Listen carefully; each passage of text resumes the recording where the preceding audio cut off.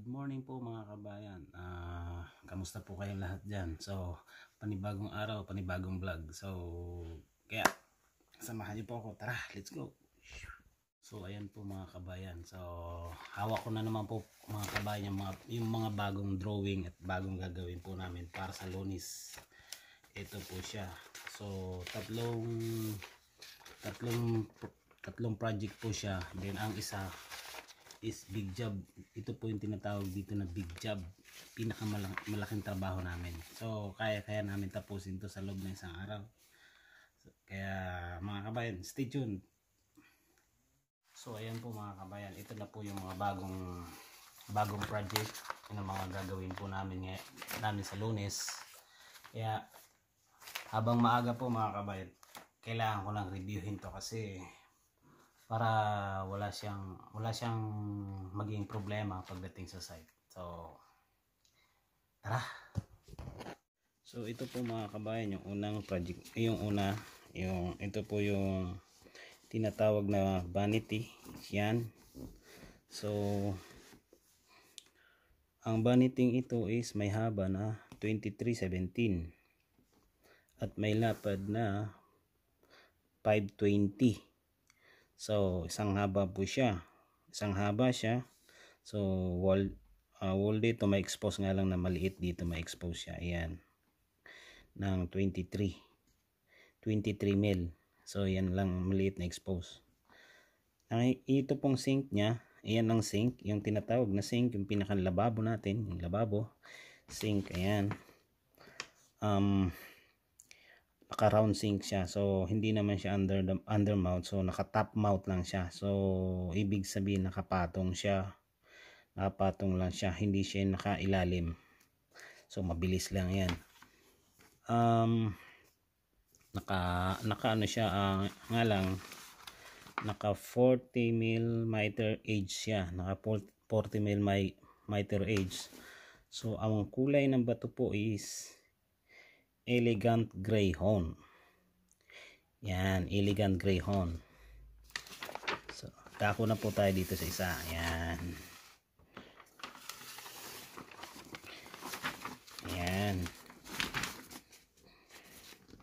Ayan po. So ito po yung sa wellness room. Wellness room sa splashback siya, splashback. So nakikita nyo po itong bilog na to. Yan, guhit na yan. Yan, ito po yung PowerPoint. Yan. PowerPoint size. So kakaibang PowerPoint yan. Tatabasin yan ng paganyan. Tatabasin by grinder o kung anong pantabas meron. So ang taas niya simula sa baba, taas niya is 220. Simula naman dito sa gilid, tapos yung gitna niya is 139. Kaya mabilis lang po siya, mabilis. Pero ingat po kasi marble malambot. So dito na po tayo. Ito na po yung mga vanity. Yan. So ito yung sa master bedroom. Ito yung sa master nya.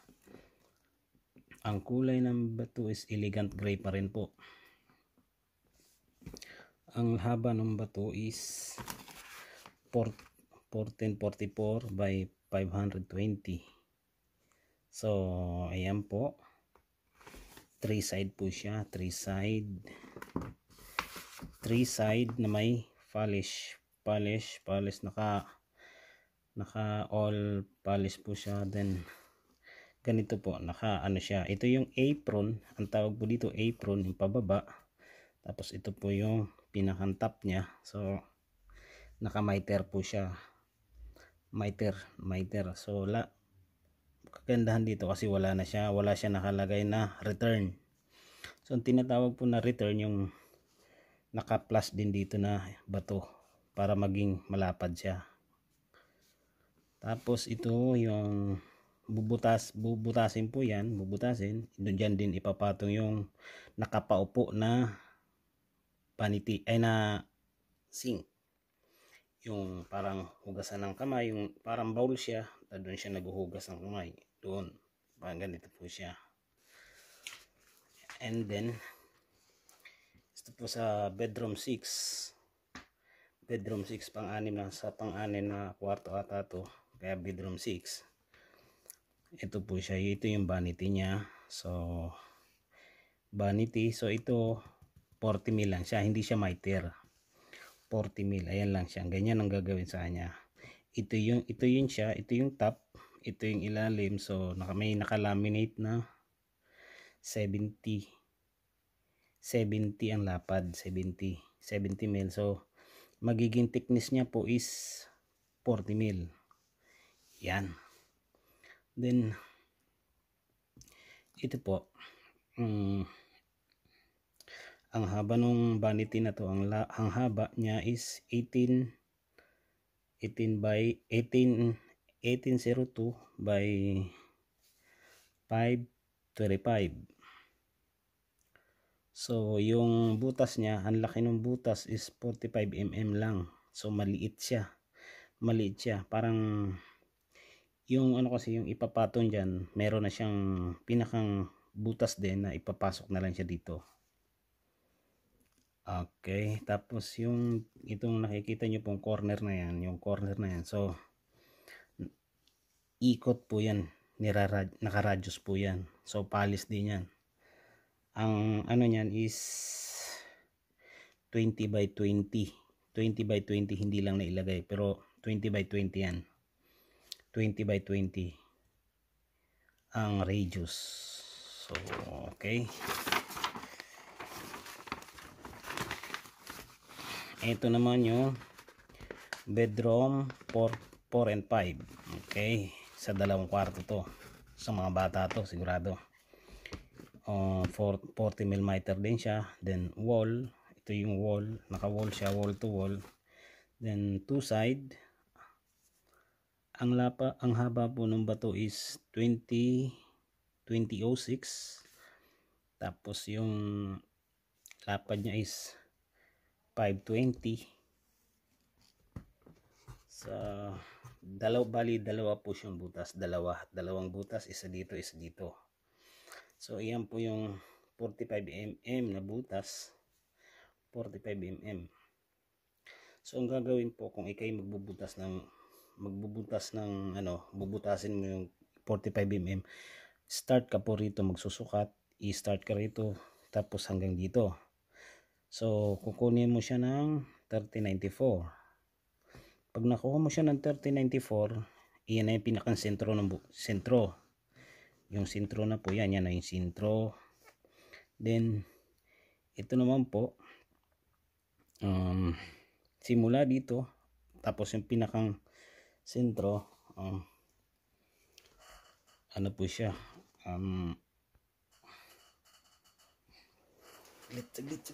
saglit.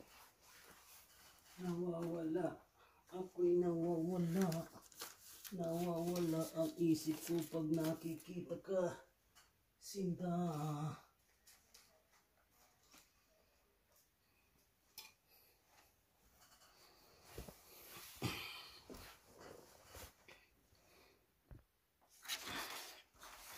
Paduguan na naman kami nito sa Lunes. Ngayon pa lang, kailangan na reviewin yung mga drawing para sa susunod sa trabaho, pagdating sa trabaho, na maximize mo na kung ano yung mga dapat gagawin, tsaka yung ano pang dapat idadagdag. So kaya ito pa lang yan, yung isang drawing pa lang yan, yung isang big job pa lang yan, meron pang natitirang dalawa. So tignan na po ulit natin. So ito po mga kabayan, ito mas small job lang siya, 4 pieces lang siya. Ang kulay ng bato niya is yan, snow. Yan yung kulay ng bato niya is snow. So 20 mil lang siya, 20 mil lang siya, naka 20 mil. So ito po yung sinasabi natin cooktop. Ito yung cooktop, yung nasa taas. Ang haba niya is 2150 by 598. So yan po ulit yung trim, yung gilid na yan, yung malilit na yung putol-putol na guhit. So ibig sabihin yan, titriman yan. Doon na yan sa labas titriman sa side para ma-actual. So wall siya rito, wall siya ron. So wall pa rin siya dito. Kaya pahirapan din pagpasok pag hindi na trim ito. So ito po yan, ito yung cooktop na sinasabi. Cooktop, bubutasin yan. So bubutasin yan ng ganyan. Yan. Tapos nandito yung stove nakalagay, yung stove yung parang yung ano ng pagluto. So ito naman yun yung island. Medyo mahaba-haba ito kasi 3003 by 800.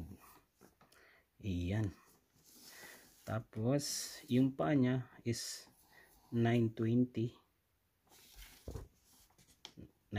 rin yung taas ng bato. So ganun pa rin, 920 by 800. So ito po, nakikita nyo po ito yung 200 pali. So isimula po dito, yan. Yan, ganyan, yung guguhitan ko na yan. Ito po yung papakintabin sa ilalim. Kasi naka-overhang po yan. Naka-over yan ng 200.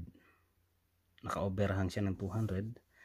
Then ito rin. So papakintabin din yung likod nito. Kasi ang overhang niya is 250. Lutang po siya, kitang-kita. Kaya kailangan pakintabin. Kasi siya yan yung naka-expose. Expose din siya, expose din to, expose din yan. Depende na lang sa may-ari kung gusto niya pang lagyan ng ilaw sa ilalim para lalong kita. So ito naman, ito yung tawag dito is sink, undermount sink. So ayan po ang style po ng bato, ng sink na yan. Kung ano nakikita nyo sa drawing, ganyan din po yan. Ganyan ang style ng bato. So yung undermount siya, ayan, yung nakikita yung ikis na yan, ang tawag po dyan is details. Ayan, naka pencil edge. So naka pencil edge itong paa. Ayan po mangyayari dyan. Ayan, so ito yung paa, ito yung island, ito yung top. So ang details niya ito. Ayan.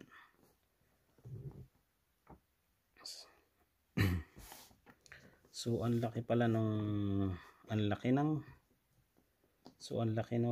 butas nung cutout niya is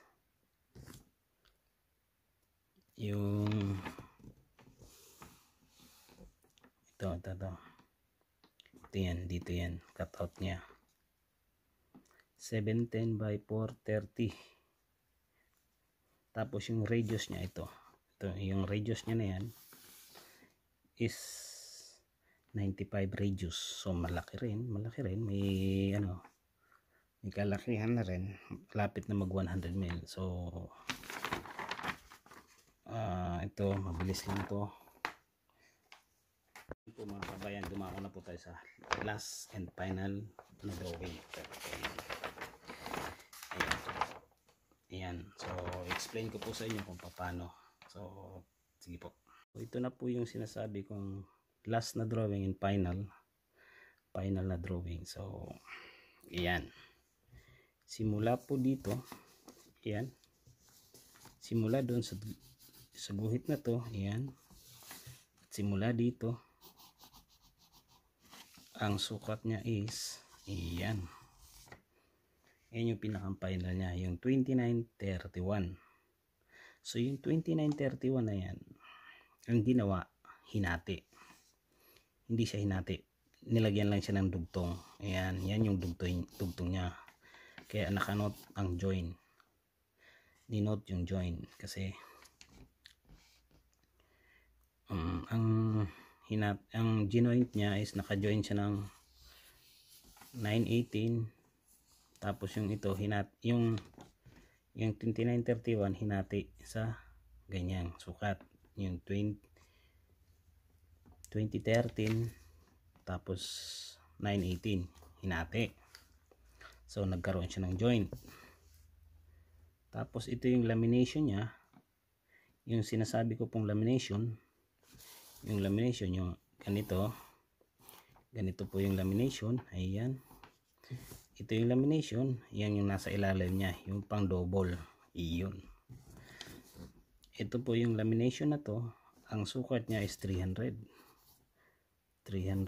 Ayan yung lapad niya, ito pala lapad niya, yan ang lapad niya, 300. So ang simula dito, yan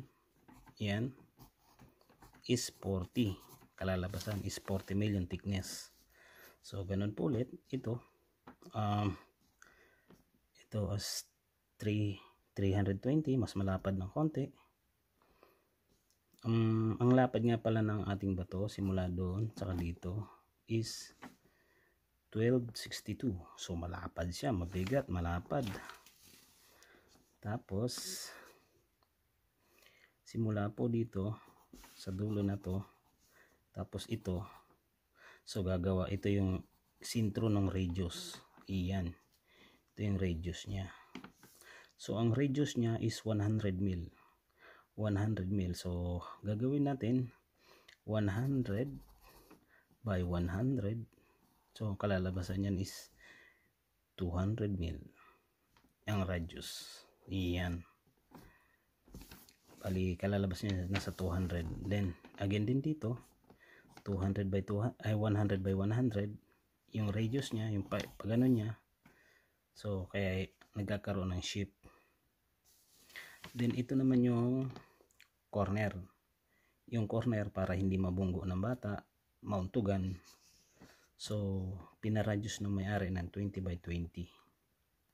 20 mil by 20 mil, ganyan. Bali ang kalalabasan ng radius is 40 mil. So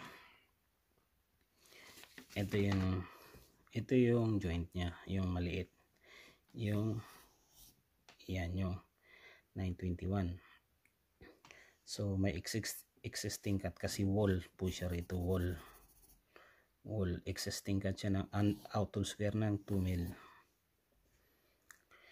Out of square siya ng 2 mil. So ito pong nakikita yung lamination na to is 80. Ito 80 lang lamination niya, same ganito po, 40 mil lamination.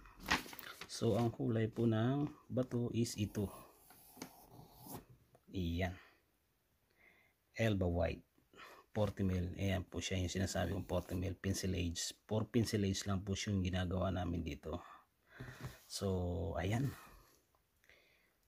po. Sa pag-aaral ko naman po is wala naman po magiging problema. Mabilis lang siyang hanapin. So mabilis lang siyang gawin. Kasi parang kumbaga sa kabisado na po natin yung trabaho. So, pag kabisado na po ang trabaho, mabilis na lang po natin pag-aaralin kung ano dapat gawin at kung paano natin umpisahan yung trabaho. Kaya minsan kailangan alerto saka gumagana yung isip minsan. So kung may problema ka minsan sa bahay, ano mo muna, santabi mo muna, focus ka muna sa trabaho para hindi naapektuhan yung trabaho. So tip ko lang po sa mga kababayan nating OFW, kaya natin yan, huwag susuko, marami pa tayong utang. Kaya salamat.